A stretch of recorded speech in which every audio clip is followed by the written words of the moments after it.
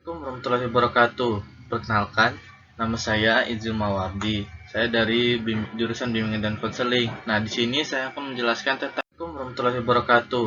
Perkenalkan, nama saya Izul Mawardi. Saya dari jurusan Bimbingan dan Konseling. Nah, di sini saya akan menjelaskan tentang yang pertama saya jelaskan yaitu perkembangan kognitif anak. Nah, perkembangan kognitif menunjukkan perkembangan dari cara anak berpikir, kemampuan anak untuk mengkoordinasikan berbagai cara berpikir untuk menyelesaikan berbagai masalah dapat dipergunakan sebagai tolak ukur pertumbuhan kecerdasan. Nah, pandangan aliran tingkah laku atau behaviorisme berpendapat bahwa pertumbuhan kecerdasan melalui terhimpunnya informasi yang semakin bertambah, sedangkan aliran interaksionis atau developmentalis berpendapat bahwa pengetahuan berasal dari interaksi anak dengan lingkungan anak. Perkembangan kognitif dinyatakan dengan pertumbuhan kemampuan merancang. Oke, lanjut. Nah, di sini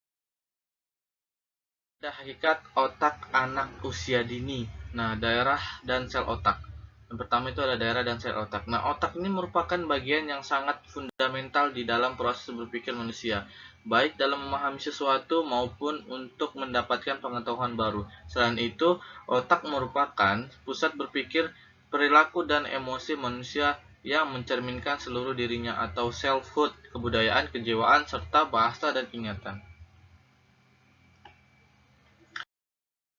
Selanjutnya ada perkembangan kemampuan otak anak usia dini. Nah, fungsi otak anak usia dini, nah menurut Gazzaniga, nah dia mengungkapkan bahwa di dalam individu dengan otak yang utuh ada spesialisasi fungsi di beberapa area, yaitu ada pemrosesan verbal dan pemrosesan nonverbal. Nah, pemrosesan verbal ini riset paling ekstensif terhadap dua belahan otak adalah pada aspek bahasa. Nah, dalam kebanyakan individu, ucapan dan tata bahasa berada di belahan kiri otak. Akan tetapi, ini bukan berarti bahwa semua pemrosesan bahasa dilakukan di belahan kiri. Misalnya, pemahaman aspek bahasa seperti penggunaan bahasa yang tepat dalam konteks yang berbeda-beda, metafora, dan humor juga melibatkan belahan otak kanan.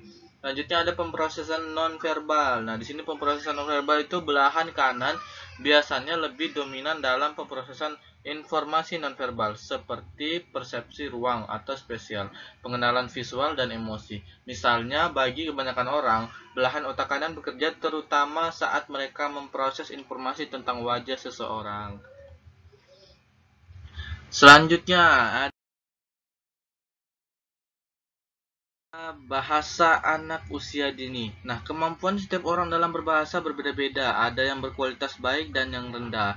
Perkembangan ini dimulai sejak awal kehidupan sampai anak berusia 5 bulan atau 0 sampai 1 tahun.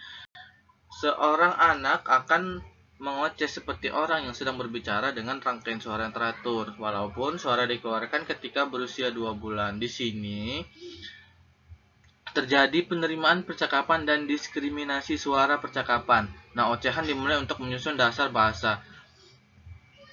2-1 tahun lalu, pada usia 1 tahun, si anak dapat menyebut satu kata atau periode holoplastik. Kemudian, usia 18-24 bulan anak mengalami percepatan perbendaharaan kata dengan memproduksi kalimat 2 atau 3 kata disebut periode telegrafik, sebab menghilangkan tanda atau bagian kecil tata bahasa dan mengabaikan kata yang kurang penting. Nah, selanjutnya pada usia 2-5 tahun, 5 tahun pengucapan kata meningkat. Kita lanjut, ada bahasa anak mirip orang dewasa. Nah, anak mulai memproduksi ujaran yang lebih panjang, kadang secara gramatik, kadang tidak. Nah, di sini ada yang pertama ada karakteristik kemampuan bahasa anak usia 4 tahun. Nah, di sini ada terjadi perkembangan yang cepat dalam kemampuan bahasa anak. Nah, anak sudah dapat menggunakan kalimat dengan baik dan benar. Yang kedua, ada telah menguasai 90% dari fonem dan sintaksis bahasa yang digunakan. Yang ketiga, ada dapat berpartisipasi dalam suatu percakapan. Anak sudah dapat mendengarkan orang lain berbicara dan menghadapi pembicaraan tersebut. Lanjut, ada karakteristik kemampuan bahasa anak usia 5-6 tahun. Nah, yang pertama yaitu ada sudah dapat mengungkapkan lebih dari 2.500 kosakata. Oh, lumayan banyak ya. Di sini yang kedua yaitu lingkup kosakata yang dapat diungkapkan anak menyangkut warna, ukuran, bentuk, rasa, bau, keindahan, kecepatan suhu, perbedaan dan perbandingan jarak, dan permukaan kasar.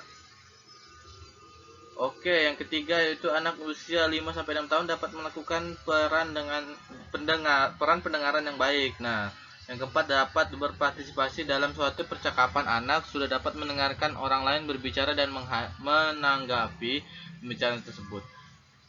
Yang terakhir ada percakapan yang dilakukan oleh anak usia sampai 5 tahun telah menyangkut berbagai komentarnya terhadap apa yang dilakukan oleh dirinya sendiri dan orang lain serta apa yang dilihatnya. Anak pada usia 5-6 tahun sudah dapat melakukan ekspresi diri, menulis, membaca, bahkan berpuisi. Nah, lalu pada usia 6 tahun ke atas, anak mengucapkan kata seperti orang dewasa.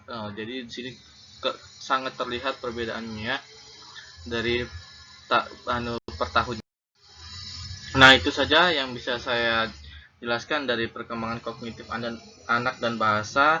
Sekian dan terima kasih. Wassalamualaikum warahmatullahi wabarakatuh.